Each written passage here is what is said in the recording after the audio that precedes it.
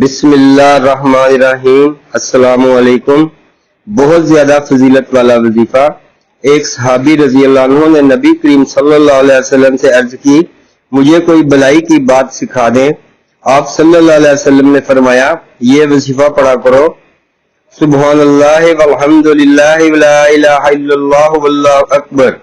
اس نے عرض کی، اے اللہ کے رسول صلی اللہ علیہ وسلم، یہ تو اللہ کے لیے ہے، میرے لیے کیا ہے؟ آپ صلی اللہ علیہ وسلم نے فرمایا، جب تو کہے گا سبحان اللہ، الحمدللہ، لا الہ الا اللہ، اللہ اکبر، اللہ تعالیٰ فرمائے گا تو نے سچ کہا۔